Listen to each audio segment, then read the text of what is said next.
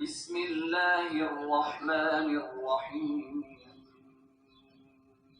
الحمد للہ رب العالمین الرحمن الرحیم مالک یوم الدین ایاک نعبد وإیاک نستعین اهدنا الصراط المستقيم صراط الذين أنعمت عليهم غير المغضوب عليهم ولا الضالين.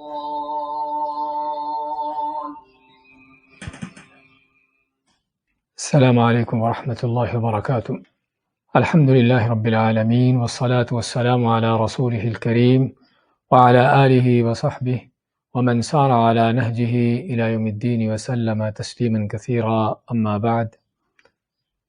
آج ہم اللہ کے فضل توفیق سے قرآن کریم کی تفسیر کا سورۃ الفاتحہ سے آغاز کر رہے ہیں.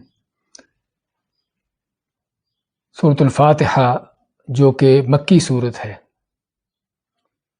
اور مکی ہونے کا معنی کیا ہے، یہاں پر ہمیں جاننا ہوگا کہ سورتوں کی نزول کے اعتبار سے، نازل ہونے کے لحاظ سے دو قسمیں ہیں، مکی اور مدنی.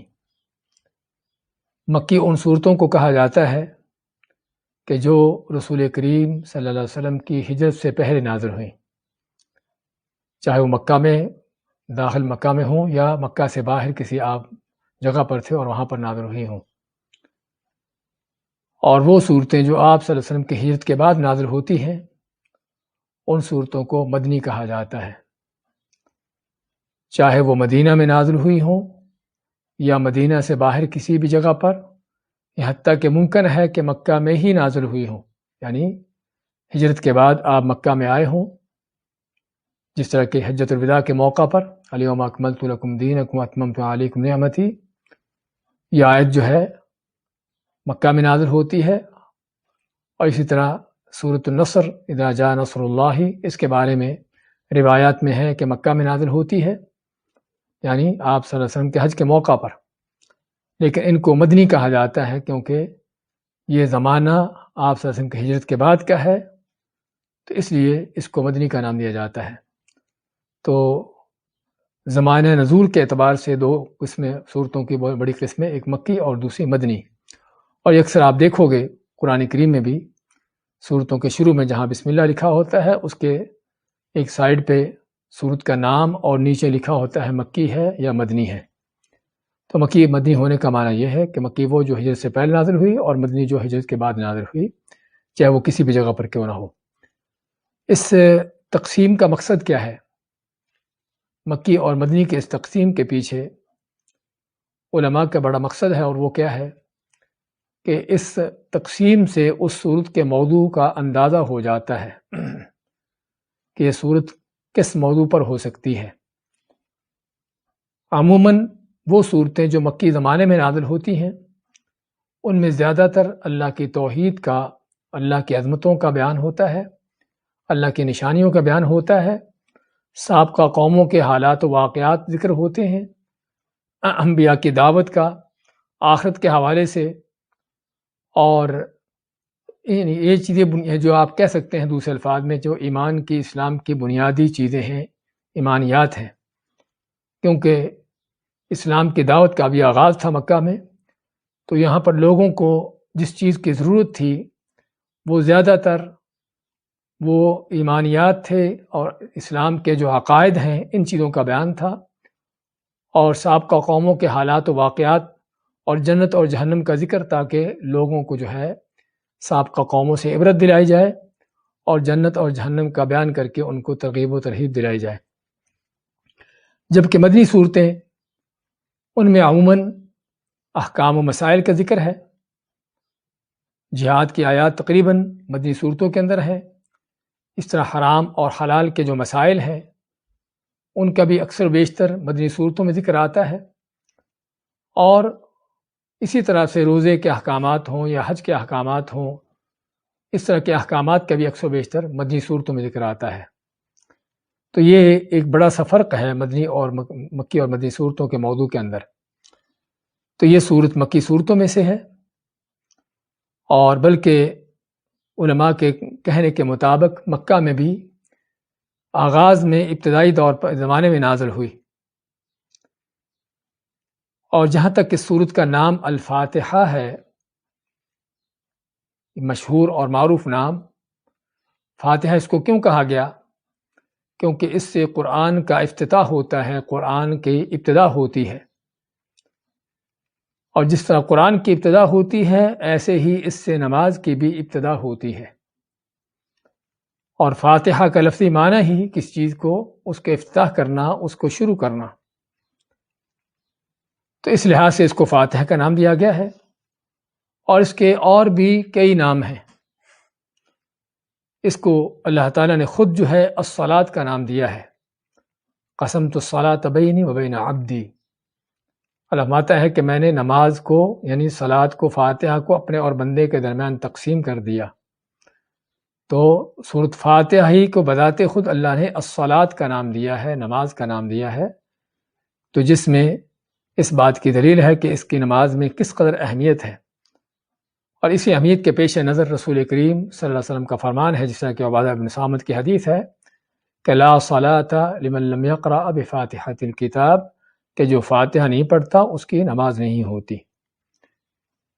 اسی طرح اس کا نام الحمدللہ رب العالمین بھی ہے، اس کی پہلی آیت کی مناسبت سے، اور سورۃ الحمد بھی اس کو کہتے ہیں، اور اس کا نام السبع المثانی بھی ہے۔ اللہ تعالیٰ جیسے فرماتا ہے وَلَقَدْ آتَيْنَاكَ سَبْعًا مِنَ الْمَثَانِ وَالْقُرْآنِ الْعَظِيمِ، کہ ہم نے آپ کو السبع المثانی دی ہے۔ سبع کے معنی 7، مثانی دہرائی جانے والی، یعنی 7 آیتوں والی وہ صورت جو بار بار دہرائی جاتی ہے۔ اور کوئی شک نہیں کہ سورۃ فاتحہ سے بڑھ کر کوئی قرآن کریم کی صورت نہیں ہوگی کہ جس کی اس قدر تلاوت کی جاتی ہو جس قدر فاتحہ کی تلاوت کی جاتی ہے۔ یعنی ہر نماز کی ہر رکعت میں ہی اس کو پڑھنے کا حکم دیا، چاہے فرض ہو یا نفل ہو یا سنت ہو، وتر ہو یا کوئی بھی نماز ہو۔ تو اگر ہم فرائض اور جو سنت رواتب ہیں اور وتر ہیں صرف اسی کو اگر لے لیں تو ایک دن میں ایک مسلمان کم از کم 30 مرتبہ اس سورت کو نماز میں پڑھتا ہے۔ تو کوئی شک نہیں کہ اس کا دہرایا جانا بہت زیادہ ہے، اس لیے اس کو مثانی کا نام دیا کہ بار بار دہرائی جانے والی، اور سبع یعنی 7 آیتوں والی، جس سے ہم بیان کریں گے۔ اور اسی کو القرآن العظیم کا نام دیا ہے کیونکہ اس میں پورے قرآن کا خلاصہ اس میں آ گیا ہے، پورے قرآن کی سمری اس میں بیان کر دی گئی ہے، اور اسی وجہ سے اس کو ام القرآن اور ام الکتاب کا نام بھی دیا گیا ہے۔ فاتحہ کو ام الکتاب اور ام القرآن کا نام دیا گیا کیونکہ اس میں پورے قرآن کے موضوعات کو مختصر اور چند الفاظ میں ان کو بیان کر دیا گیا ہے۔ ہر اس کا لفظ ایک الگ موضوع اپنے اندر سمیٹے ہوئے ہے کہ جس موضوع کو قرآن نے تفصیلاً آگے چل کر بیان کیا ہے، انہی موضوعات کو چند الفاظ میں اس صورت میں بیان کر دیا گیا ہے، اور اسی لیے اس صورت کی حیثیت جو ہے وہ اسی طرح سے ہے جس طرح کسی بھی کتاب سے پہلے اس کے دیباچے، اس کے مقدمے کی حیثیت ہوتی ہے۔ عام طور پر اگر کوئی صحیح اچھا مصنف ہو تو وہ کتاب سے پہلے مقدمہ دیباچہ لکھتا ہے کہ جس دیباچے یا مقدمے میں اس کتاب کی غرض و غایت، اس میں اس کا جو منہج اور طریقہ ہوتا ہے اس کو بیان کرتا ہے، اور کتاب کے جو اہم ترین یعنی کہ اس کے جو نتائج ہیں وہ بھی ان کو ذکر کر دیتا ہے۔ تو ایسے ہی قرآن کریم کا پورے قرآن کا نچوڑ اور خلاصہ سورۃ الفاتحہ ہے، اور فاتحہ میں جو پوری فاتحہ کا خلاصہ اور نچوڑ ہے وہ ایاک نعبد و ایاک نستعین، یہ آیت ہے جس سے ہم بیان کریں گے۔ تو اس لیے اس کو ام الکتاب اور ام القرآن کا نام بھی دیا گیا۔ اسی طرح اس کے ناموں میں سے الشافیہ ہے کہ جس سے اللہ تعالیٰ شفا دیتا ہے، اور اس کا نام الرقیہ ہے، وما یدریک انہا رقیہ، وہ ہم حدیث بیان کریں گے جس میں صحابی ایک آدمی کو دم کرتا ہے اور وہ اللہ کے فضل سے صحیح ہو جاتا ہے۔ تو آپ کو جب بتایا گیا تو آپ فرماتے ہیں کہ تمہیں کیا معلوم کہ یہ رقیہ ہے کہ جس سے دم کیا جاتا ہے، اور اس کا نام الکافیہ بھی ہے۔ کافیہ کے معنی کہ جو ہر چیز سے کافی ہے اور کوئی چیز اس سے کافی نہیں ہے۔ اور یہ حقیقت ہے، رسول کریم صلی اللہ علیہ وسلم کی حدیث کے مطابق کہ لا صلاۃ لمن لم یقرأ بفاتحۃ الکتاب، کہ جس نے فاتحہ نہ پڑھی اس کی نماز نہیں۔ اگر آدمی پورا قرآن بھی پڑھ لے، سورہ بقرہ سے لے کر سورۃ الناس تک، لیکن فاتحہ نہ پڑھے، اس حدیث کی روح سے اس کی نماز نہیں۔ لیکن دوسرے آدمی نے فاتحہ پڑھ لی اور کچھ بھی نہ پڑھا، اس کی نماز ہو گئی۔ اور اس لیے اس کو الکافیہ کہا جاتا ہے کہ جو اکیلی ہی ہر چیز سے کافی ہے اور کوئی چیز اس سے کافی نہیں ہے۔ اور یہ نام ہی اس قدر کثرت سے ہونا اس بات کی دلیل ہے کہ یہ سورت کس قدر عظیم سورت ہے۔ اور اس لیے ہم دیکھیں گے اس سورت کے فضیلتیں کیا ہیں، کیا فضائل ہیں سورت کے۔ انہی فضیلتوں کے حوالے سے صحیح مسلم میں عبداللہ بن عباس رضی اللہ تعالیٰ عنہ کی حدیث ہے، فرماتے ہیں کہ ایک دفعہ جبرائیل علیہ السلام نبی کریم صلی اللہ علیہ وسلم کے پاس بیٹھے ہوئے تھے، تو انہوں نے اپنے اوپر ایک زور سے دروازہ کھلنے کی آواز سنی، یعنی اوپر آسمان کی طرف سے زور سے آواز سنی دروازہ کھلنے کی، تو سر اٹھایا اور فرمایا کہ یہ آسمان کا ایک دروازہ کھلا ہے جو آج ہی کھولا گیا ہے، اس سے پہلے کبھی نہیں کھولا گیا تھا، اور اس سے ایک فرشتہ ہے جو زمین کی طرف اتر رہا ہے، اور جو آج ہی پہلی بار اتر رہا ہے، اس سے پہلے کبھی نہیں اترا۔ تو فرشتہ آیا، اس نے سلام کہا اور پھر آپ کو بشارت دی اس بات کی، فرمایا کہ آپ کو 2 نوروں کی خوشخبری ہو جو آپ کو دیے گئے ہیں کہ جو آپ سے پہلے کسی کو نہیں دیے گئے تھے۔ آپ کو 2 نوروں کی خوشخبری ہو جو آپ کو دیے گئے ہیں، جو آپ سے پہلے کسی نبی کو عطا نہیں ہوئے تھے۔ وہ 2 نور کیا ہیں؟ فاتحۃ الکتاب ہے اور سورہ بقرہ کی آخری 2 آیتیں ہیں۔ آمن رسول سے لے کر سورت کے آخر تک یہ سورہ بقرہ کی آخری 2 آیتیں، اور سورۃ الفاتحہ جن کو نور کا نام دیا گیا۔ فرمایا کہ ان کے جو بھی آپ حرف پڑھو گے، آپ کو ہر وہ چیز ملے گی جو اس سے آپ طلب کرو گے، یعنی اس حرف کے، اس لفظ کے واسطے سے اللہ سے جو طلب کرو گے، اللہ آپ کو وہ چیز مل جائے گی۔ تو کہنے کا مقصد کہ اس سے پتہ کیا چلتا ہے کہ یہ سورت کس قدر عظیم سورت ہے، اور اس حدیث سے یہ بھی پتہ چلا کہ آپ سے پہلے یہ سورت کسی نبی رسول کو نہیں ملی، اور اللہ تعالیٰ کا اس کے نزول کے حوالے سے خصوصاً اس طرح کا اہتمام کرنا کہ آسمان کا خاص وہ دروازہ کھولنا جو کبھی نہ کھلا تھا، اس دروازے سے وہ خاص فرشتہ نازل کرنا جو کبھی نازل نہ ہوا تھا، اس بات کی دلیل ہے کہ اللہ کے ہاں اس سورت کا مقام کیا ہے۔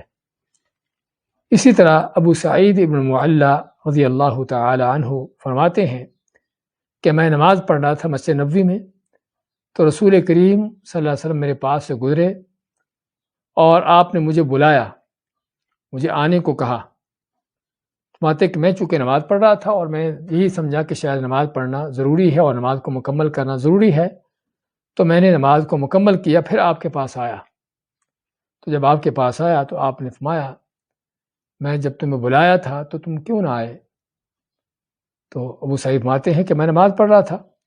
تو آپ فرماتے ہیں کہ اللہ تعالیٰ کا فرمان ہے، یا ایھا الذین آمنوا استجیبوا للہ وللرسول اذا دعاکم، کہ جب تم کو اللہ اس کا رسول بلائے تو ان کی بات پر لبیک کہو، ان کی بات کے سن کر آؤ۔ اس کے بعد آپ فرماتے ہیں ابو سعید ابن معلّہ کو کہ میں تم کو مسجد میں سے نکلنے سے پہلے ایک سورت سکھاؤں گا، تم کو مسجد سے نکلنے سے پہلے کوئی ایک سورت سکھاؤں گا۔ ماتے ابو سعید کے ہم مسجد میں رہے، کچھ عرصہ کے بعد جب آپ جانے لگے تو میں نے آپ کو یاد دلایا کہ آپ کا وعدہ کہ آپ مجھے کوئی سورت سکھائیں گے، تو آپ مانتے ہیں کہ وہ سورت جو ہے الحمدللہ رب العالمین ہے، کہ جو سبع المثانی ہے اور یہی قرآن العظیم ہے۔ آپ مانتے ہیں کہ یہی سبع المثانی سورت ہے اور یہی قرآن عظیم ہے، جس کے بارے میں اللہ ماتا ہے وَلَقَدْ آتَيْنَاكَ سَبْعًا مِنَ الْمَثَانِ وَالْقُرْآنِ الْعَظِيمِ۔ اس سے بھی کیا پتہ چلا کہ آپ نے کیا فرمایا کہ میں تم کو قرآن کریم کی سب سے عظیم سورت سکھاؤں گا۔ تو قرآن کریم کی سب سے عظیم سورت جو ہے وہ سورۃ الفاتحہ ہے، اگرچہ اپنے الفاظ کے آیتوں کے لحاظ سے تو تھوڑی ہے، کم ہے، لیکن اس کے باقی صورتوں کے مقابلے میں، یا اس کے بعد والی سورہ بقرہ کو لے لیجئے، کتنی لمبی ہے، لیکن یہ کم الفاظ اور چند آیتیں ہونے کے باوجود سورہ بقرہ جیسی صورتوں سے بھی زیادہ افضل اور اس سے بھی زیادہ اعظم ہے۔ اور اس کی فضیلت کے حوالے سے ہی، یعنی کہ جس طرح ہم نے اشارہ کیا تھا، ابو سعید خدری کی حدیث ہے صحیح بخاری کی، فرماتے ہیں کہ ہم سفر میں تھے تو ہمارا گزر کسی بستی کے پاس سے ہوا اور ان کے پاس کھانا ختم ہو چکا تھا، تو بستی والوں سے کھانا مانگا۔ بستی والے کافر مشرک تھے، انہوں نے صحابہ کو کھانا کھلانے سے انکار کیا، اور حالانکہ یہ وہ چیز ہے جو عربوں کے، ان کے کلچر کے، ان کی تہذیب کے خلاف تھی، کیونکہ عرب کے لوگ اپنی ضیافت میں، مہمان نوازی میں معروف ہیں، لیکن بعض اوقات دین اور اس طرح کی چیزوں کا تعصب جو ہے وہ لوگوں کو، حتیٰ کہ ان کے جو تہذیب و تمدن ہے اس سے بھی ان کو ہٹا دیتا۔ تو خیر انہوں نے کھانا کھلانے سے انکار کیا۔ اللہ نے اپنے بندوں کے لیے کھانے کا انتظام کرنا تھا، تو کیا ہوتا ہے کہ بستی کا سردار، اس کو کوئی چیز ڈستی ہے، سانپ بچھو کسی چیز نے اس کو ڈسا، اب وہ تڑپ رہا ہے، چیخ رہا ہے کہ مجھے کوئی دم کرو۔ تو بستی والے کہتے ہیں کہ ہمیں تو دم کرنا نہیں آتا، ہاں یہ لوگ جو گزرے ہیں ان سے پوچھتے ہیں کہ ان میں سے کوئی دم کرنا جانتا ہو۔ تو وہ صحیح فرماتے ہیں کہ ہمارے پاس گاؤں کی ایک لڑکی آئی، کہنے لگی کہ ہمارے سردار کو اس طرح کسی چیز نے ڈسا ہے، تو اس کو دم کرنا ہے۔ تو بعض روایات میں ہے کہ ابو سعید خود ہی اٹھتے ہیں اور اٹھ کر جاتے ہیں، جا کر دم کرتے ہیں، اور دم کس سے کرتے ہیں؟ اسی سورۃ فاتحہ سے دم کرتے ہیں، سورۃ فاتحہ پڑھ کر دم کرتے ہیں، اور وہ دم کرنے کے بعد ایسا ہو جاتا ہے کہ جیسے کہ اس کو کوئی تکلیف نہ ہو، یعنی اس کی وہ تکلیف جس سے وہ چیخ چلا رہا تھا فوری طور پر ختم ہو جاتی ہے۔ تو اب جو ہے ابو سعید خدری فرماتے ہیں کہ ہم نے بھی ان سے طے کیا کہ میں دم نہیں کروں گا جب تک 30 بکریاں نہ دو گے۔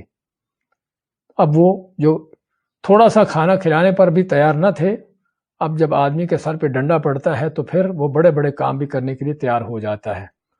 اب وہ 30 بکریاں دینے کے لیے تیار ہوئے، اور 30 بکریاں لی صحابہ نے، لیکن صحابہ کی، حالانکہ ان کی فقر و فاقہ، ان کی حاجت تھی، یعنی بھوک میں تھے، لیکن پھر بھی انہوں نے کھائی نہیں، اس چیز کے پیش نظر کہ پتہ نہیں ہم نے جو کیا ہے صحیح کیا ہے یا غلط کیا ہے۔ حتیٰ کہ مدینہ پہنچتے ہیں اور آپ صلی اللہ علیہ وسلم کو بتاتے ہیں کہ اس طرح سا واقعہ پیش آیا ہے، تو آپ فرمایا کہ یہ بکریاں تم لو، کھاؤ، اور میرا بھی اس میں حصہ رکھو۔ آپ نے اپنا حصہ رکھوانے کا مقصد آپ کا یہ تھا کہ تاکہ صحابہ مطمئن ہو جائیں کہ واقعی ہم نے جو کیا ہے صحیح کیا ہے۔ اور اسی طرح کا واقعہ ایک دوسرا آتا ہے کہ جو ابو داؤد کی صحیح حدیث میں ہے، خارجہ بن سلت کے چچا علاقہ ابن سحار تمیمی جن کا نام ہے، وہ رسول کریم صلی اللہ علیہ وسلم کے پاس حاضر ہوتے ہیں، اسلام قبول کرتے ہیں، اور پھر اسلام قبول کرنے کے بعد، اسلام کی تعلیمات سیکھنے کے بعد وہ اپنے علاقے کو واپس جاتے ہیں، اپنے گھر کو جاتے ہیں۔ تو جب واپس جا رہے تھے تو رستے میں ایک ان کے بستی سے گزرے کہ جہاں پر ایک پاگل دیوانے کو زنجیروں سے باندھا ہوا تھا۔ تو ان کے جو پاگل دیوانے کے گھر والے تھے، انہوں نے کہا کہ تم اس شخص کے پاس سے آئے ہو جس کو، جو اپنے آپ کو رسول کہتا ہے، تو اس نے تم کو کوئی لازمی خیر کی بات سکھائی ہوگی، تو اگر کوئی ایسی چیز ہے تو تم اس کا علاج کرو۔ تو علاقہ ابن سحار جو خارجہ مسلط کے چچا ہیں، انہوں نے کیا کیا کہ یہ سورت پڑھ کے اس کو دم کیا۔ اس شخص کو جو دیوانہ ہو چکا تھا، پاگل ہو چکا تھا، اس کو دم کیا۔ تو دم کیا تو اللہ کے فضل سے وہ پاگل دیوانہ صحیح ہو جاتا ہے، اور پھر وہ بستی والے، وہ قبیلہ والے ان کو 100 بکریاں دیتے ہیں انعام کے طور پر، جس طرح بھی۔ لیکن انہوں نے بھی وہ بکریاں تو لے لیں، لیکن ان کو کھایا، استعمال نہیں کیا۔ جب کہ اللہ کے نبی صلی اللہ علیہ وسلم کے پاس آتے ہیں اور آ کے آپ کو بتاتے ہیں، تو آپ میں کہ اگر لوگ جھوٹ سے، باطل سے اس طرح کی چیزیں کرتے ہیں تو تم نے جو کیا ہے وہ حق سے اور سچ سے کیا ہے۔ یعنی آپ کو ان کو بتانے کا مقصد یہ تھا کہ آپ کو لینے کا حق ہے اور یہ آپ استعمال کر سکتے ہو۔ ان دونوں حدیثوں سے پتہ چلتا ہے، علماء نے اس بات کو اخذ کیا ہے کہ دم کرنے پر اجرت لینا جائز ہے، لیکن ایک بزنس کاروبار کے طور پر نہیں، کیونکہ صحابہ کرام کے واقعات یہ نہیں کہ ان کا یہ کاروبار یہ تھا جس طرح کہ ہمارے بعض ملاؤں نے اپنے کاروبار ہی دم کرنے کے بنا رکھے ہوں، تو یہ چیز جائز نہیں ہے۔ لیکن اگر کبھی کبھار کوئی اس طرح کا واقعہ پیش آئے، اس پر آدمی کو اگر معاوضہ لے لے تو جائز ہے، کیونکہ نبی کریم صلی اللہ علیہ وسلم کے دونوں واقعوں میں آپ نے اس چیز کی اجازت دی، اور بلکہ آپ کا فرمان بھی ہے کہ سب سے بہتر اگر اجرت تم لے سکتے ہو کسی چیز پر تو اللہ کا قرآن ہے، تو قرآن کی تعلیم پر بھی اجرت لینا جائز ہے علماء کے صحیح قول کے مطابق، اگرچہ اس میں اللہ کی رضا مقصود ہو، لیکن اگر انسان کو ضرورت ہے اجرت وغیرہ کی تو لے سکتا ہے، اور اس طرح دم کرنے پر بھی یہ چیز کی جا سکتی ہے۔ جو اس کو حرام کہتے ہیں حقیقت میں، یعنی کہ ان کی دلیلیں تو ہیں لیکن دلیلیں ان صحیح ترین حدیثوں کے برخلاف ہیں، اس لیے ان حدیثوں کو مقدم کیا جائے گا۔ اسی طرح اس صورت کی فضیلت کے حوالے سے ہم نے اشارہ کیا تھا کہ اللہ تعالیٰ نے اس کو الصلاۃ کا نام دیا ہے، اس کی فضیلت کے پیش نظر اس کو الصلاۃ کا نام دیا ہے، اور فرمایا ہے کہ جب آدمی بندہ الحمدللہ رب العالمین کہتا ہے تو اللہ تعالیٰ آگے سے جواب دیتا ہے حمدنی عبدی کہ میرے بندے نے میری تعریف کی ہے۔ جب الرحمن الرحیم کہتا ہے تو اللہ تعالیٰ آگے سے جواب دیتا ہے اثنا علی عبدی کہ میرے بندے نے میری ثنا بیان کی ہے، اور ثنا کیا ہوتا ہے؟ کسی تعریف کو بار بار کرنا۔ اور جب مالک یوم الدین کہتا ہے تو اللہ جواب دیتا ہے کہ مجدنی عبدی کہ میرے بندے نے میری تعظیم بیان کی ہے۔ تو اس کے بعد جب ایاک نعبد و ایاک نستعین کہتا ہے تو اللہ فرماتا ہے کہ یہ میرے اور میرے بندے کے درمیان ہے، اور میرا بندہ جو مانگتا ہے میں اس کو دیتا ہوں۔ تو اس لحاظ سے اللہ نے اس صورت ہی کو الصلاۃ کا نام دے کر اس بات کی تنبیہ کی ہے کہ اس صورت کی نماز میں کس قدر اہمیت ہے اور کس قدر اس کا پڑھنا ضروری ہے۔ تو یہ تھی سورۃ فاتحہ کے حوالے سے، اس کی فضیلت کے حوالے سے چند چیزیں، اگرچہ اور بھی کئی ایک احادیث ہیں اس موضوع پر۔ اور اس کے بعد مزید اس صورت کے حوالے سے یہ کہ اللہ تعالیٰ نے اس صورت کو جس طرح ہم نے ذکر کیا ہے کہ پورے قرآن کا نچوڑ اور خلاصے کے طور پر ہم کو دیا ہے، اور اس صورت میں ہم کو سوال کرنے کا ادب سکھایا ہے، اس لیے بعض علماء اس کو تعلیم المسئلہ کی صورت کہتے ہیں کہ سوال کرنے کی صورت، اور حقیقت میں صورت کا موضوع یہی ہے کہ صورت شروع ہوتی ہے اللہ تعالیٰ کی حمد و تعریف سے، اس کے ثنا سے، اللہ کی عظمتوں کو بیان کرنے سے، اور پھر اس کے بعد انسان اپنا عمل پیش کرتا ہے اللہ کے ہاں، اور عمل بھی وہ جو اس کے لیے خالص ہو کر کرتا ہے، اور پھر اس کے بعد ہدایت کی دعا کرتا ہے۔ تو یہاں پر حقیقت میں کیا ہے کہ اس صورت میں ہم کو دعا کرنے کا، اللہ سے مانگنے کا ادب سکھایا گیا ہے، اور وہ ادب کیا ہے کہ اللہ سے مانگتے ہوئے اللہ کے ناموں کا وسیلہ لیا جائے، اللہ کی صفات بیان کی جائیں جو الحمدللہ رب العالمین الرحمن الرحیم مالک یوم الدین کے اندر ہیں، اللہ کی عظمتیں بیان ہوں، اس کی صفات بیان ہوں، اس کی تعریفیں ہوں، اور پھر اس کے بعد ایاک نعبد و ایاک نستعین کے اندر کیا ہے کہ بندہ اپنا عمل اللہ کے سامنے پیش کرتا ہے، اپنا جو نیک عمل ہے اس کا وسیلہ واسطہ دیتا ہے۔ تو یہاں پر اس صورت میں ہمیں تین چیزوں کا وسیلہ لینے کی تعلیم دی گئی ہے، ایک اللہ کے نام، اور ایک اللہ کی صفات، اور تیسرا انسان کا اپنا نیک عمل، کہ اللہ سے سوال کرتے ہوئے، اللہ سے دعا کرتے ہوئے ان چیزوں کا وسیلہ لیا جائے۔ اور اللہ تعالیٰ نے اس بات کو حکم بھی دیا ہے یا ایھا الذین آمنوا اتقوا اللہ وابتغوا الیہ الوسیلہ، اے وہ لوگوں جو ایمان لائے ہو اللہ سے ڈر جاؤ اور اس کی طرف کو وسیلہ تلاش کرو، یعنی اس کے قرب حاصل کرنے کا، اپنی دعاؤں کو اس سے قبول کروانے کا کوئی ذریعہ تلاش کرو۔ اور وہ ذریعہ وسیلہ کیا ہے؟ وہ اللہ کے نام ہیں، اللہ کی صفات ہیں، اور انسان کا اپنا نیک عمل ہے۔ اس سورۃ فاتحہ میں پڑھتے ہم، اور اس طرح اور بھی کئی واقعات ہیں۔ وہ غار کے 3 آدمی جو غار میں پھنس گئے تھے، ان کا بھی یہی کام تھا کہ انہوں نے بھی اپنا اپنا نیک عمل اللہ کے سامنے پیش کر کے دعا کی۔ تو اس میں یہ بھی ہے کہ انسان اپنا نیک عمل پیش کر کے اللہ سے دعا کرے۔ اور چوتھی ایک وہ چیز کہ جس کا وسیلہ لیا جا سکتا ہے وہ کیا ہے کہ کوئی زندہ موجود اللہ کا نیک بندہ ہو، اس سے دعا کروانا۔ صحابہ کرام ان کو کوئی مسئلہ درپیش ہوتا، چاہے کوئی دین کا ہو یا کوئی دنیا کا معاملہ ہوتا، نبی کریم صلی اللہ علیہ وسلم کی حضور میں ان کے پاس آتے اور آ کے آپ سے دعا کرواتے۔ جب تک آپ صلی اللہ علیہ وسلم زندہ تھے، آپ کے دنیا سے جانے کے بعد پھر بھی یہ سلسلہ جاری رہا، لیکن آپ کے ساتھ نہیں بلکہ اللہ کے اور نیک بندوں کے ساتھ۔ عمر فاروق کے دور میں جب قحط سالی پڑتی ہے، بارش نہیں ہوتی، تو آپ صلی اللہ علیہ وسلم کے چچا عباس رضی اللہ تعالیٰ عنہ زندہ تھے، بوڑھے ہو چکے تھے، ان کو ساتھ لے کر نکلتے ہیں مدینہ کے باہر اور جا کر نماز استسقاء، جو بارش کے دعا کے لیے نماز پڑھی جاتی ہے، وہ نماز پڑھتے ہیں اور ساتھ دعا کرتے ہیں اللہ تعالیٰ سے، اور عباس رضی اللہ تعالیٰ آپ کے چچا سے دعا کرواتے ہیں اور فرماتے ہیں کہ اللہ تعالیٰ جب تک تیرا نبی تھا ہم ان سے دعا کرواتے تھے، تو بارش کرتا تھا، اب ہم تیرے نبی کے چچا سے دعا کرواتے ہیں تو ہم پر بارش برسا۔ تو عمر فاروق نے آپ کے چچا سے دعا کروائی، جس میں دو بڑی دلیلیں ہیں۔ ایک تو دلیل ہے اس بات کی کہ کسی بھی زندہ نیک موجود آدمی سے دعا کروائی جا سکتی ہے، اور دوسرا اس بات کی دلیل کہ رسول کریم صلی اللہ علیہ وسلم سے دعا کروانے کا سلسلہ اس وقت تک تھا جب تک آپ دنیا میں تھے۔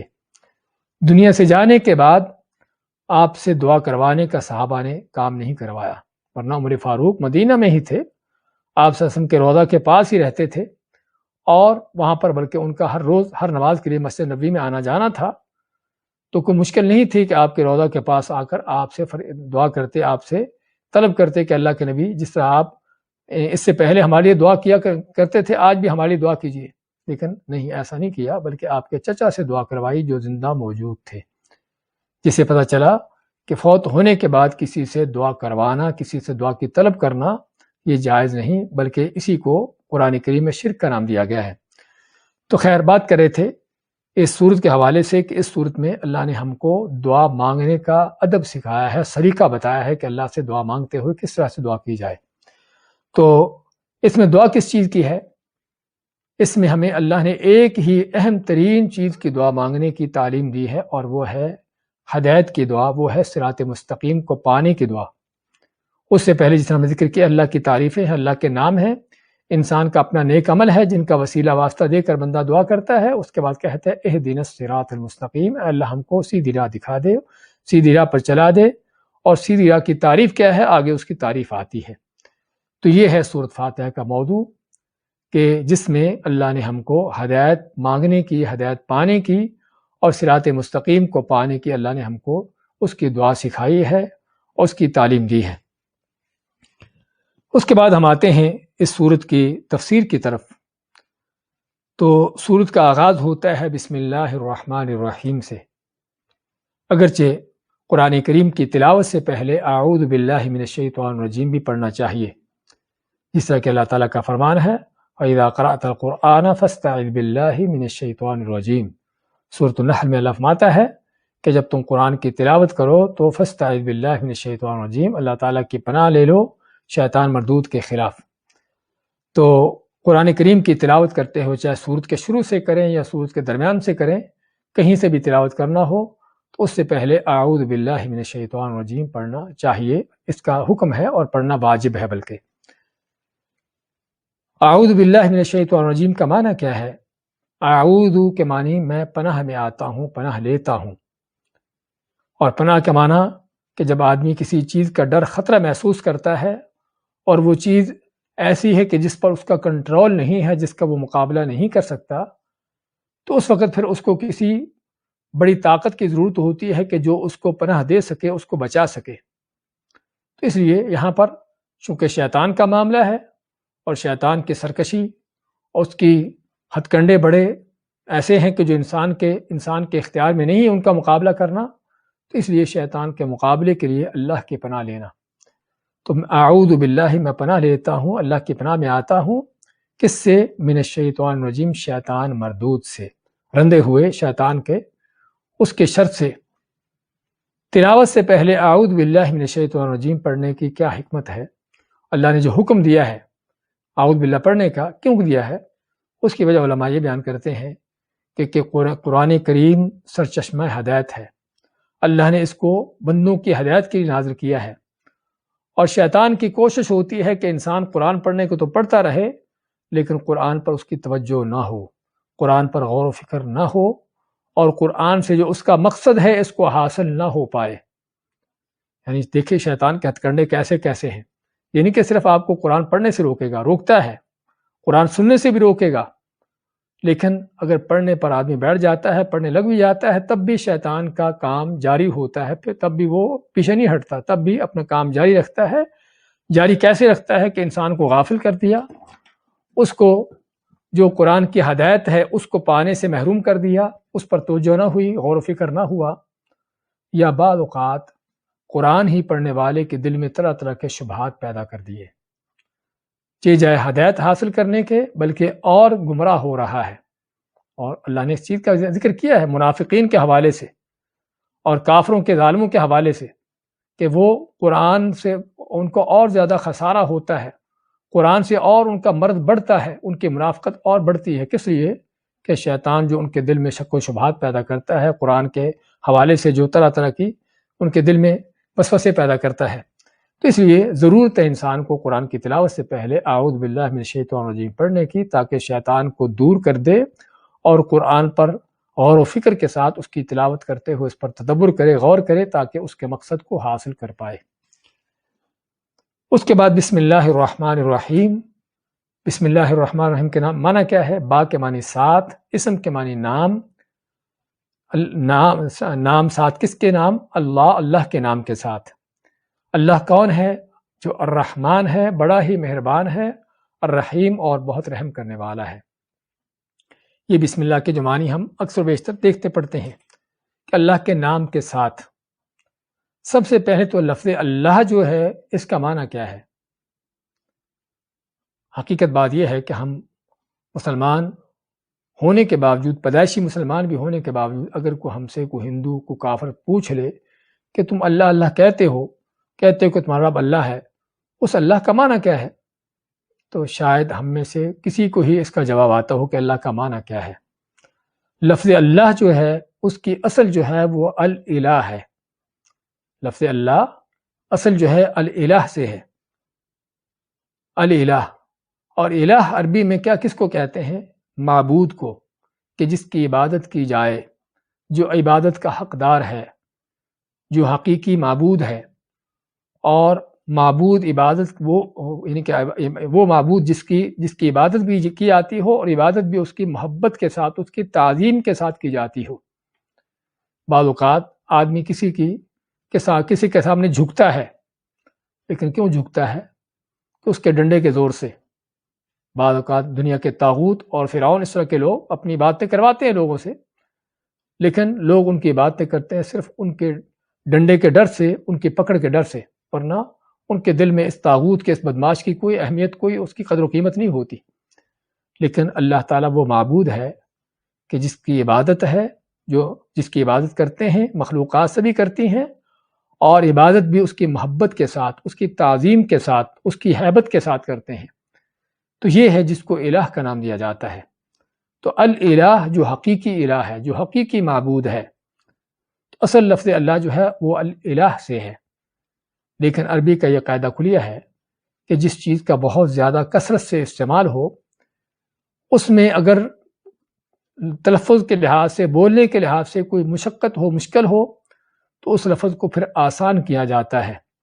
تو الالہ میں ایک طرح کی مشقت ہے بولنے میں، تو اس میں آسان کرنے کے لیے کیا کیا گیا کہ درمیان کا حمزہ جو الالہ کا دوسرا حمزہ ہے اس کو مٹا دیا گیا، اس کو ختم کر کے دونوں لاموں کو ملا کر کیا بن گیا؟ اللہ بن گیا۔ تو لفظ اللہ کیا ہے؟ وہ الالہ سے ہے کہ جس کا معنی ہی حقیقی معبود ہے۔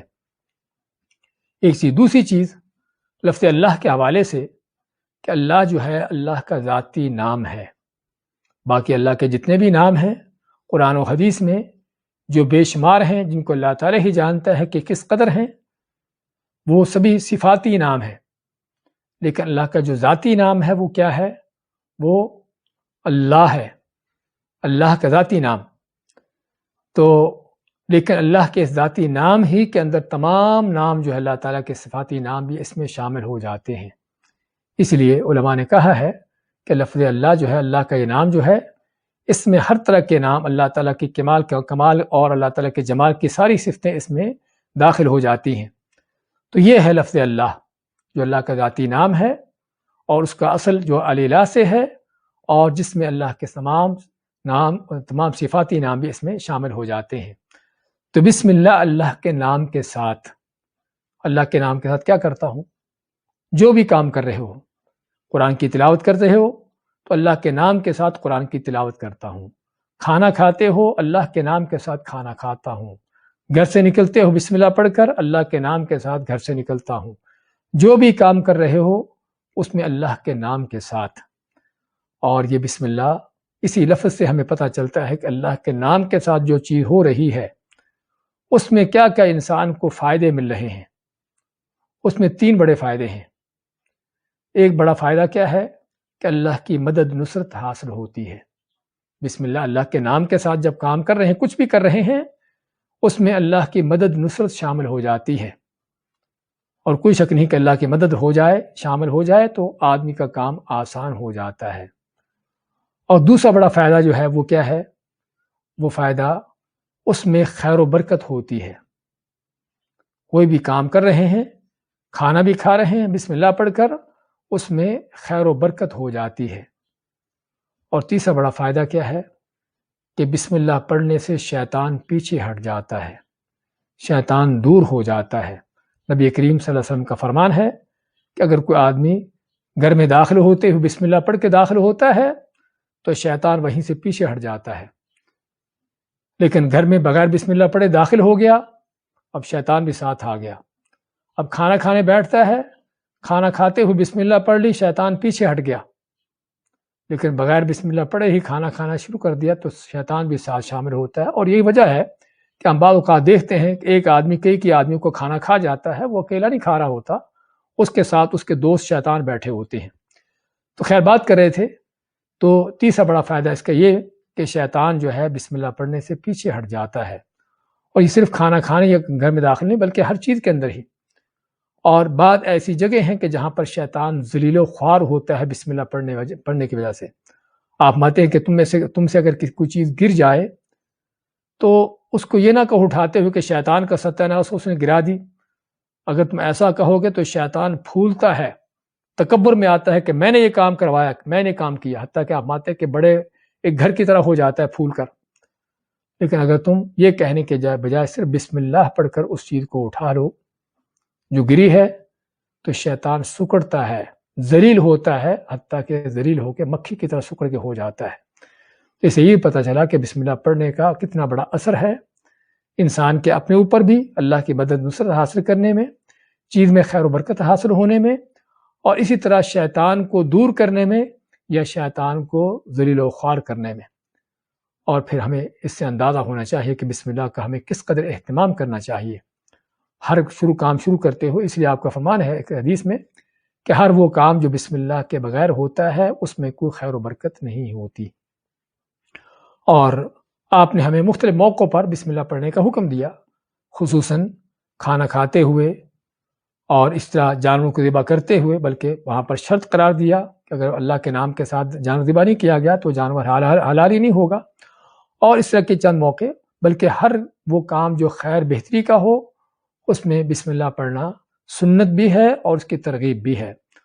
اور اسی لیے علماء نے ایک چوتھا فائدہ اور بھی بسم اللہ کا یہاں ذکر کیا ہے، وہ کیا ہے کہ بسم اللہ کا فائدہ یہ بھی ہوتا ہے کہ اگر کوئی کام حرام کا ہے، کوئی ناجائز کام ہے، تو آدمی کو وہاں پر تنبیہ ہوتی ہے کہ میں بسم اللہ یہاں پر پڑھوں کا نہ پڑھوں، کیونکہ کام تو حرام کا ہے۔ تو اس میں پھر احساس پیدا ہوتا ہے کہ میں کیسے یہ کام کر رہا ہوں جو حرام کا کام ہے۔ ایک آدمی چوری کرنے لگا ہے تو چوری کرتے ہیں کیا بسم اللہ پڑھے گا؟ ہاں، اگر اس کے دل میں آتا ہے کہ میں بسم اللہ پڑھوں، یہ کام تو میں چوری کا کر رہا ہوں، کیسے بسم اللہ پڑھوں، تو یہ اس کے اندر احساس پیدا ہونا ہی شاید اس کو چوری سے روک دے۔ تو بسم اللہ پڑھنا انسان کو بعض اوقات اس کو گناہ سے بھی روک سکتا ہے۔ تو یہ بسم اللہ الرحمن الرحیم، الرحمن الرحیم، اس کے انشاءاللہ ہم آگے بیان کریں گے، کیونکہ فاتحہ میں دونوں اللہ کے نام آئیں گے، وہاں پر تفصیل سے بات ہوگی کہ رحمان اور رحیم کا معنی کیا ہے۔ تو یہ بسم اللہ الرحمن الرحیم کیا بسم اللہ الرحمن الرحیم سورۃ فاتحہ کا حصہ ہے، سورۃ فاتحہ کی آیت ہے یا نہیں ہے؟ اس میں علماء کا اختلاف ہے کہ بسم اللہ الرحمن الرحیم کیا سورۃ فاتحہ کی آیت ہے یا نہیں ہے۔ بعض علماء کے نزدیک بسم اللہ الرحمن الرحیم سورۃ فاتحہ کی آیت ہے، اور اس لیے آپ دیکھو گے ہمارے ہاں جو قرآن پرنٹ ہوتے ہیں خصوصاً پاک و ہندوستان میں، اس میں بسم اللہ الرحمن الرحیم کے بعد آیت نمبر 1 لکھا ہوتا ہے۔ فاتحہ سے پہلے بسم اللہ کے بعد جو ہے آیت نمبر 1 لکھا ہوتا ہے، اور اس طریقے سے فاتحہ کی 7 آیتیں پوری کی ہوتی ہیں۔ یعنی مقصد معنی کیا ہے کہ انہوں نے بسم اللہ کو فاتحہ کی ایک آیت قرار دیا ہوا ہے۔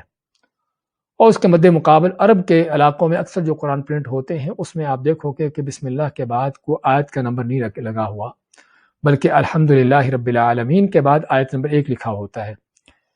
اس سے ہمیں اس اختلاف کا پتہ چل جاتا ہے کہ بعض علماء کے نزدیک بسم اللہ جو ہے وہ فاتحہ کا حصہ اس کی آیت ہے، اور بعض کے نزدیک اس کی آیت نہیں ہے۔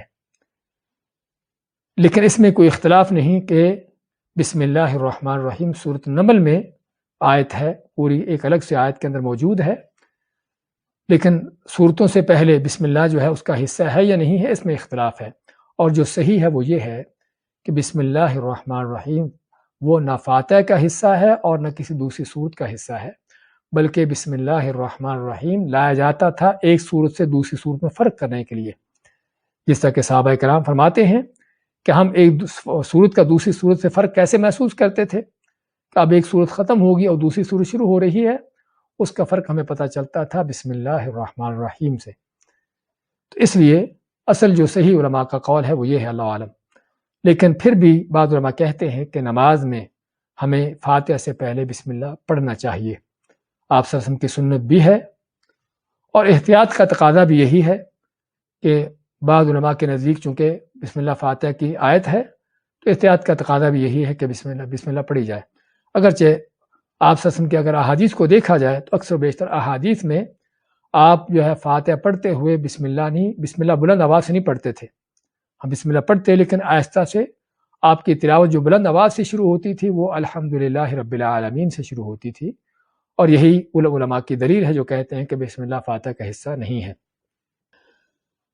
اس کے بعد ہم فاتحہ شروع کرتے ہیں الحمدللہ رب العالمین۔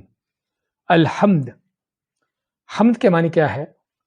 حمد کے معنی تعریف، اور تعریف کون سی؟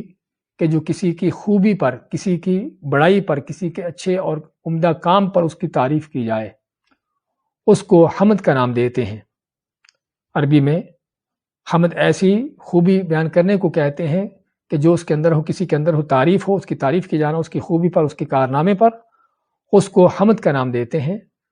اور حمد کے معنی شکر کے بھی ہیں، اس لیے الحمدللہ الشکر للہ بعض علماء کے نزدیک دونوں ہی مترادف ہیں، لیکن جو صحیح ہے وہ یہ ہے کہ حمد جو ہے وہ زیادہ وسیع معنی رکھتا ہے، زیادہ عام ہے، کہ جس میں شکر کا معنی بھی آتا ہے اور شکر سے بڑھ کر بھی تعریف آتی ہے، جبکہ شکر کا لفظ جو ہے وہ عام طور پر کسی نعمت کے بدلے میں آتا ہے۔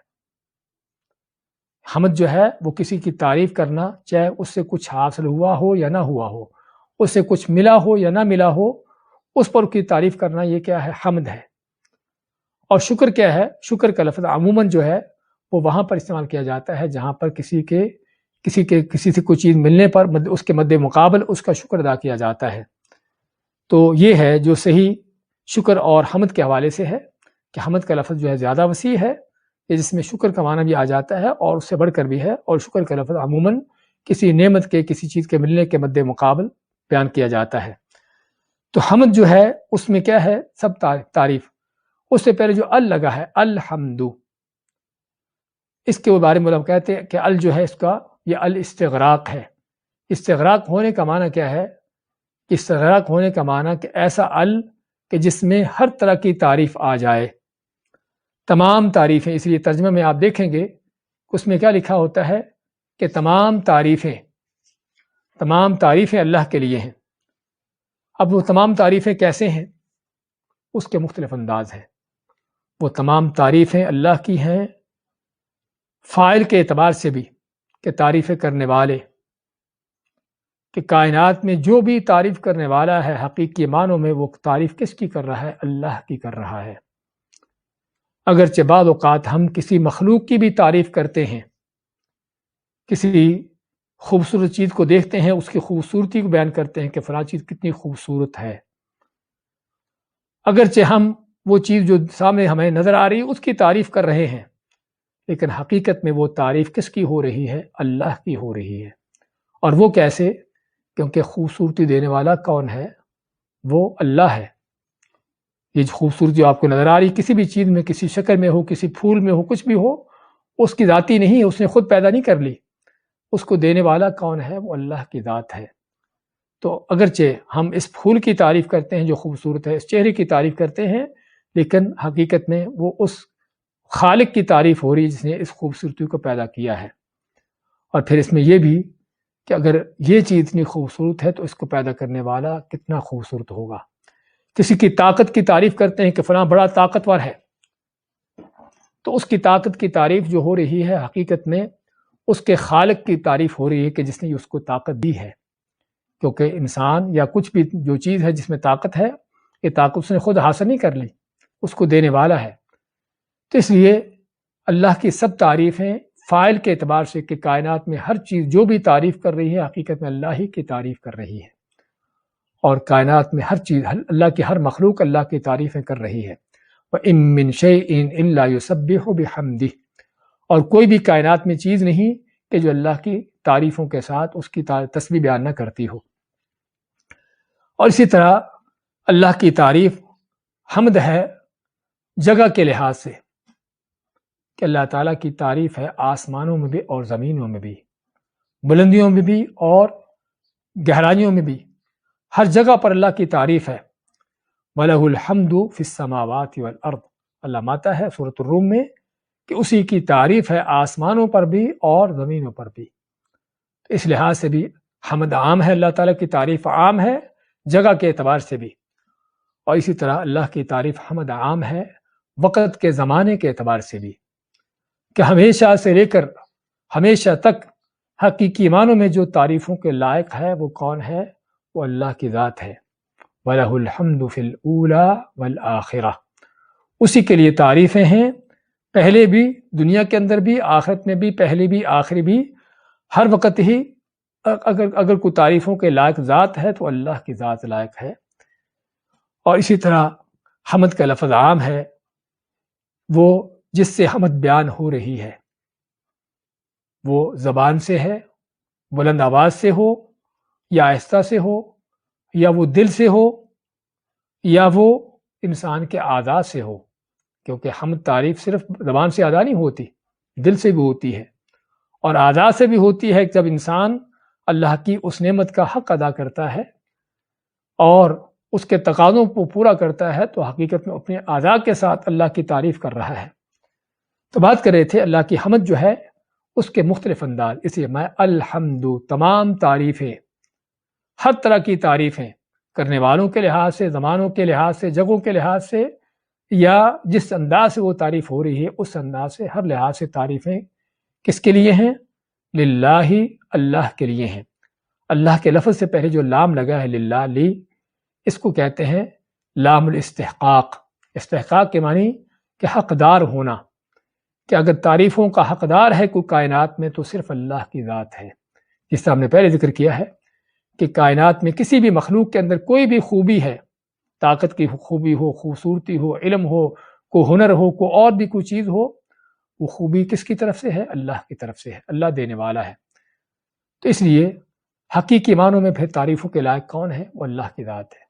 دوسری اس لحاظ سے بھی کہ اللہ کی وہ ذات ہے کہ جس کی جتنی بھی آدمی تعریفیں کر لے اس کا حق پھر بھی ادا نہیں ہوتا۔ ہاں، وہ تعریفوں کے لائق ہے، تعریفوں کا حقدار ہے اور اس کی تعریفیں کرنا چاہیے، اور جتنی بھی آدمی اس کی تعریف کر لے تب بھی اس کا حق ادا نہیں کر سکتا۔ مخلوق کے برخلاف کہ مخلوق اکثر اوقات تو تعریفیں ہوتی ہی جھوٹی ہیں، وہ تعریفوں کے حقدار ہوتا ہی نہیں ہے جو اس کی تعریف کی جا رہی ہے، اور بعض اوقات تعریفوں میں مبالغہ آرائی ہوتی ہے، اتنی تعریف کا لائق نہیں ہوتا بندہ جس کی اتنی اس کی تعریف کر دی جاتی ہے۔ تو اس لیے اگر حقیقی معنوں میں تعریفوں کے لائق ہے کوئی ذات تو اللہ کی ذات ہے کہ اسی کی ہر طرح کی نعمتیں ہیں، اسی کے ہر طرح کے فضائل ہیں، اسی کے ہر طرح کے انعامات ہیں کائنات پر. اس لیے اس کی تعریفیں جتنی بھی بیان کر لو آپ اس کا حق ادا نہیں کر سکتے. تو اس لیے حقیقی معنوں میں کوئی اگر کائنات میں کوئی ذات لائق ہے تعریفوں کے تو اللہ کی ذات ہے. تو لام الاستحقاق اور جس کے لیے تعریفیں ہیں یعنی اس کا حق بھی ہے اور تعریفیں بھی اسی کی ہو رہی ہیں. تعریفیں اس کی ہو رہی ہیں چاہے انسان کرے یا نہ کرے. انسان اگر نہیں کرتا تو اللہ کے اور لاکھوں اربوں مخلوقات ہیں جو اللہ کی تعریفیں کر رہی ہیں، اور انسان کی تعریف کرنے سے یا نہ کرنے سے اللہ تعالیٰ کی شان و عظمت پر کوئی فرق نہیں پڑتا. اللہ کی شان و عظمت پر کوئی فرق نہیں پڑتا. کس لیے؟ اسی اللہ نے آگے فرمایا الحمدللہ، اللہ کے لیے سب تعریفیں ہیں. کیوں تعریفیں ہیں؟ کیونکہ وہ کون ہے؟ رب العالمین ہے. الحمدللہ رب العالمین کہ وہ جہانوں کا رب ہے. رب کا لفظی معنی مربی، تربیت کرنے والا، اور رب کا معنی کہ کوئی کسی چیز کا سردار ہونا، کسی چیز کا بڑا ہونا، اور رب کا معنی کہ جو حقیقی معنوں میں جو ہے وہ یعنی کہ معبود ہے. تو رب کے اندر یہ سارے معنی آتے ہیں، سردار ہونے کے، مالک ہونے کے، اور پرورش کرنے والے کے. تربیت کرنے والا اور مالک اور سردار. تو اللہ تعالیٰ کے حوالے سے تینوں ہی معنی رب کے اندر آتے ہیں کہ وہ مالک بھی ہے، سردار بھی ہے، اور وہ ہر چیز کی پرورش بھی کرتا ہے. پیدا کرنے کے بعد ایک ایک لمحہ اس کی دیکھ بھال کر رہا ہے، اس کو چلا رہا ہے، اس کی ضروریات اس کو مہیا کر رہا ہے، اس کی ہر چیز میں اس کی پوری نگہبانی کر رہا ہے. تو یہ رب کا معنی رب کے لحاظ سے. تو اللہ تعالیٰ کون ہے؟ کہ جو رب ہے، کہ پوری کائنات کو بنانے والا، اس کو چلانے والا، اس کی ضروریات مہیا کرنے والا، اور ان کا مالک ہے. اور اسی لیے پھر وہ سردار ہے کہ جس کی اطاعت کی جانی چاہیے، جس کی اطاعت ہوتی ہے. تو رب کہاں کا ہے؟ رب العالمین. وہ رب ہے عالمین جمع عالم کی. ایک ہوتا عالم لام کے نیچے زیر، اور ایک ہوتا عالم لام کے زبر کے ساتھ. دونوں میں فرق کیا ہے؟ عالم کے معنی جاننے والا اور عالم کے معنی جہان. تو جو جہانوں کا مالک ہے، جہان کون سے؟ دنیا میں جو بھی مخلوقات ہیں، ہر مخلوق ایک الگ سے جہان ہے. فرشتوں کا عالم ہے، جنوں کا عالم ہے، انسانوں کا عالم ہے، حیوانوں کا عالم ہے. اور پھر ہر مخلوق کے اندر آگے جو اس کی تقسیمات ہیں، ہر مخلوق کے اندر آگے جو ان کی آگے قسمیں ہیں، وہ ایک الگ سے پورا ایک عالم ہے. تو اسی طرح سے عالم ہے زمانے کے اعتبار سے. عالم ارواح تھا جو ہمارا دنیا کے آنے سے پہلے ہمارا عالم گزرا ہے. عالم دنیا ہے جہاں سے ہم گزر رہے ہیں. اس کے بعد تیسرا عالم عالم برزخ ہے کہ جو موت کے بعد وہ جہان شروع ہوتا ہے قیامت تک، اور پھر قیامت کے بعد جو ہے وہ عالم آخرت ہے. تو یہ چار عالم زمانے کے اعتبار سے، عالم ارواح، عالم دنیا اور عالم برزخ اور عالم آخرت یا آخرت کا دن. تو یہ تو اللہ تعالیٰ کون ہے؟ رب العالمین، جو جہانوں کا رب ہے. زمانوں کے اعتبار سے بھی کہ ہر زمانے کا مالک بھی وہ ہے اور اس کا رب بھی وہ ہے، اور اسی طرح مخلوقات کے لحاظ سے بھی کہ پوری مخلوقات کا پالنے والا، ان کو پیدا کرنے والا، ان کی تربیت کرنے والا، ان کو چلانے والا، ان کی ہر لحاظ سے ان کی ضرورت مہیا کرنے والا. تو یہ ہے اللہ تعالیٰ کون ہے؟ جو رب العالمین، جہانوں کا رب ہے. ایک جہان نہیں، ایک مخلوق نہیں، جہانوں کا رب. اور ہم چاہتے ہیں قرآن کریم کی تفسیر سے اس کے آغاز میں ہی اس بات پر توجہ دلانا اور خود بھی اپنی توجہ کرنا کہ ہمیں چاہیے قرآن کے الفاظ پر اس کو پڑھتے ہوئے ان کو کبھی سمجھنے کی، غور کرنے کی، کہ ایک انسان جب اس رب العالمین کو چھوڑ کر کسی اور کے سامنے جا کے گرتا ہے، کسی اور سے جا کے فریادیں کرتا ہے، تو اللہ تعالیٰ کی اس سے بڑھ کر اور گستاخی کا، اللہ کی توہین کا اور انداز کیا ہو سکتا ہے؟ ہم اگر انسانوں کے لحاظ سے دیکھیں کہ کسی ملک کا بادشاہ وہ آپ کو خاص طور پر کہتا ہے کہ آپ کی جو ضرورت ہے آپ مجھے بتاؤ، میں آپ کی پوری کرتا ہوں. حالانکہ بادشاہ ضرورت کیا پوری کرے گا؟ وہ صرف دنیا کے آپ کے جو چند ظاہری جو لے دے کر سکتے ہیں انسان ایک دوسرے کے ساتھ، وہی کرے گا. نہ آپ کو موت سے بچا سکتا ہے اور نہ اور اس طرح کے اس کے پاس اختیارات ہیں، لیکن وہ چند دنیا کے نعمتیں جو بادشاہ دے سکتا ہے کسی کو، جو اللہ تعالیٰ نے اس کو دی ہے، اس کے ہاتھ میں ہے، تو وہ بھی اگر بادشاہ کہتا ہے کہ جو آپ کو چاہیے مجھ سے لو، میں آپ کو دیتا ہوں، اور پھر وہ آدمی کسی اور سے مانگتا ہوا دیکھا جائے، بادشاہ کو چھوڑ کر کسی اور کے سامنے ہاتھ پھیلائے ہوئے کسی اور سے کہتے کہ میری ضرورت پوری کر دے، تو دنیا کا یہ بادشاہ جو ہمارے جیسا انسان ہی ہوگا، کیا اس چیز کو برداشت کرے گا؟ اس کے غیر غصہ کا کیا حال ہوگا کہ جب تم کو میں نے کہا ہے اور میں تم کو دے بھی رہا ہوں، جو تم مانگتے ہو، جو تمہاری ضرورت مہیا بھی کر رہا ہوں، اور تم کو کہہ بھی رکھا ہے کہ مجھ سے مانگو، میں تم کو دیتا ہوں، میں ہر چیز یعنی کہ جو تمہاری ضرورت میرے پاس مہیا ہے، اور پھر تم اور سے مانگ رہے ہو۔ ہم انسان ہونے کے باوجود ایک دوسرے آدمی سے اس چیز کو گوارا نہیں کرتے، برداشت نہیں کرتے۔ اللہ تعالیٰ کون ہے کہ جو رب العالمین ہے، جہانوں کا رب ہے، ان کو پیدا بھی کیا ہے، پیدا کرنے کے بعد ان کی پرورش کر رہا ہے، ان کو چلا رہا ہے، ان کی ہر ایک کی ضرورت مہیا کر رہا ہے، چاہے آسمانوں کی بلندیوں میں کوئی چیز ہو یا زمین کی گہرائیوں میں کوئی کیڑا مکوڑا ہو، اللہ تعالیٰ پوری ہر کائنات کی ہر چیز کو اس کی ضرورتیں مہیا کر رہا ہے، ان کی پوری تدبیر کر رہا ہے، ان کو چلا رہا ہے۔ تو یہ رب العالمین کو چھوڑ کر جب انسان بندوں کے سامنے جا کے گرتا ہے تو یہی وہ شرک ہے کہ جس شرک کے بارے میں پھر اللہ نے دو ٹوک فیصلہ کر دیا کہ اس کی معافی نہیں ہوگی۔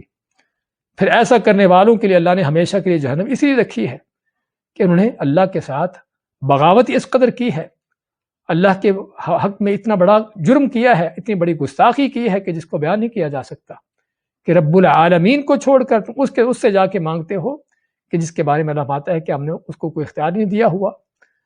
تو بات کر رہے تھے کہ اللہ تعالیٰ کون ہے، سب تعریف اللہ کے لیے کیوں ہیں؟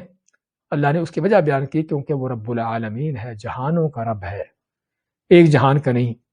ہمارے گھر میں 10 مہمان آ جاتے ہیں تو پورے گھر والوں کو دوڑ لگی ہوتی ہے مہمانوں کی ضروریات پوری کرنے کے لیے، ان کی خدمت کے لیے، اور پھر بھی آخر میں مہمانوں کو بعض اوقات اس بات کی شکایت ہی ہوتی ہے کہ بھی حق ادا نہیں کیا تم لوگوں نے، فلاں چیز میں کمی رہ گئی اور یہ چیز پوری نہیں کی۔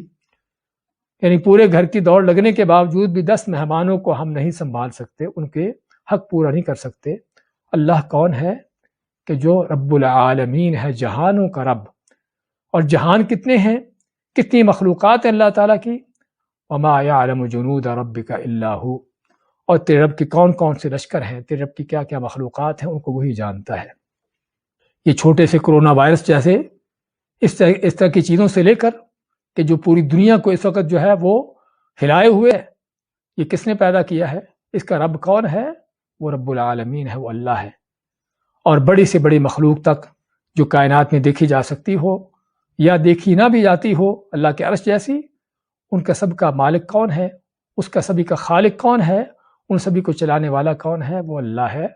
تو یہ ہے الحمدللہ رب العالمین، سب تعریفیں اس اللہ کے لیے ہیں کہ جو جہانوں کا رب ہے، ایک جہان کا نہیں بلکہ سارے جہانوں کا رب ہے۔